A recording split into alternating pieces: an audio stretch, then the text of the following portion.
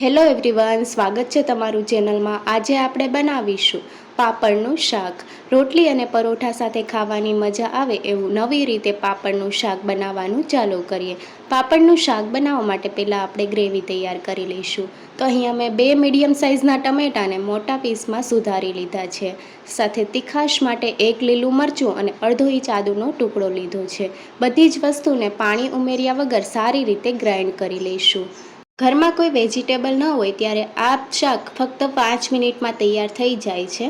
તો ટમેટાની પ્યોરી પણ તૈયાર થઈ ગઈ છે, તમે જોઈ શકો છો। હવે પ્યોરીને આપણે એક વાટકામાં કાઢી લઈશું।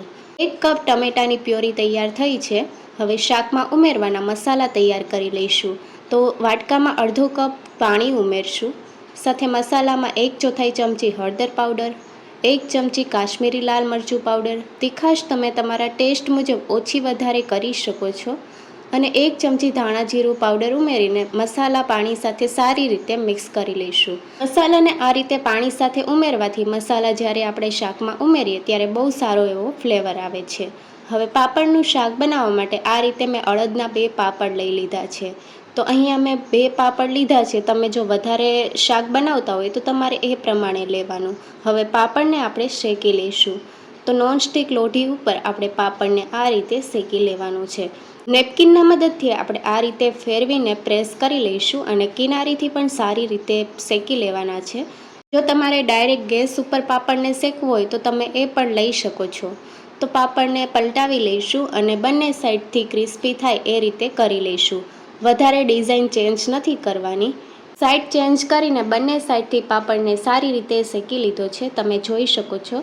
હવે બીજો પાપડ પણ આ રીતે શેકી લેવાનો છે।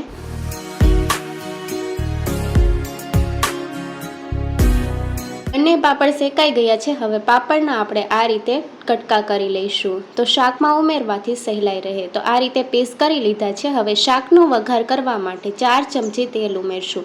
પાપડના શાકમાં તેલનું પ્રમાણ થોડું ચડિયાતું હોય છે, પણ તમારે જો ઓછું ઉમેરવું હોય તો તમે ઓછું પણ લઈ શકો છો। અડધી ચમચી રાઈના દાણા, અડધી ચમચી આખું જીરું, સાથે 1/4 ચમચી હિંગ ઉમેરશું અને 1 સૂકું લાલ મરચું ઉમેરીને વઘારને સારી રીતે સાતળી લઈશું।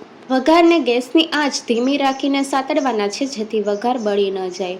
વઘાર સારી રીતે સતળાઈ ગયો છે। હવે જે મસાલા ઉમેરીને આપણે પેસ્ટ તૈયાર કરી હતી એ ઉમેરશું અને સારી રીતે મિક્સ કરી લઈશું। મસાલા પાણી સાથે મિક્સ કર્યા છે એટલે મસાલા બળી નહીં જાય અને મસાલાનો ફ્લેવર પણ સારો આવે છે। તો હવે આપણે ટમેટાની પ્યોરી ઉમેરશું। 1 કપ ટમેટાની પ્યોરી છે અને ટમેટા સાથે આપણે 1 લીલું મરચું અને અડધો ઇંચ આદુનો ટુકડો ઉમેર્યો છે। સારી રીતે મિક્સ કરી લઈશું। ટમેટાની પ્યોરી જલ્દી કૂક થઈ જાય તે માટે સ્વાદ પ્રમાણે મીઠું ઉમેરીને મિક્સ કરી લઈશું। ટમેટાને 2 થી 3 મિનિટ માટે આપણે થવા દઈશું। તો ટમેટા જલ્દી કૂક થઈ જાય તે માટે ઢાંકણ ઢાંકી દઈશું અને 2 થી 3 મિનિટ માટે મીડિયમ ગેસની ફ્લેમ ઉપર થવા દઈશું। 2 મિનિટ જેવું થઈ ગયું છે, ઢાંકણ ખોલી લઈશું। ટમેટાની પ્યોરી સારી રીતે કૂક થઈ ગઈ છે અને સાઈડમાંથી તેલ પણ છૂટું પડવા લાગ્યું છે।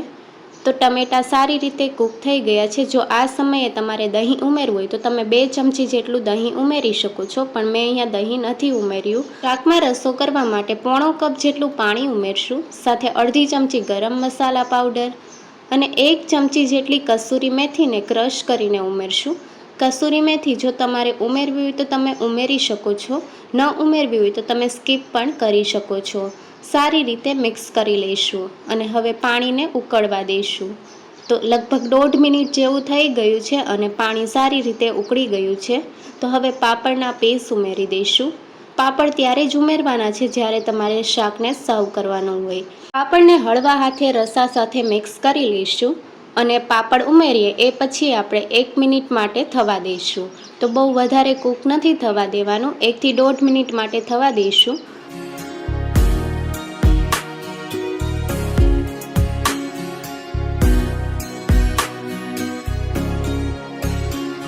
પાપડનું શાક તૈયાર થઈ ગયું છે। હવે ઉપરથી કોથમીરના પાન ઉમેરશું અને ગેસની ફ્લેમ બંધ કરી દઈશું।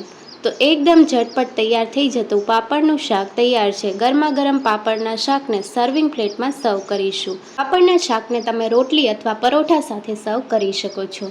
તો એકદમ નવી રીતે પાપડનું શાક તૈયાર છે। રેસીપી ગમે હોય તો ચેનલને લાઇક, શેર અને સબસ્ક્રાઈબ કરો। Thank you for watching.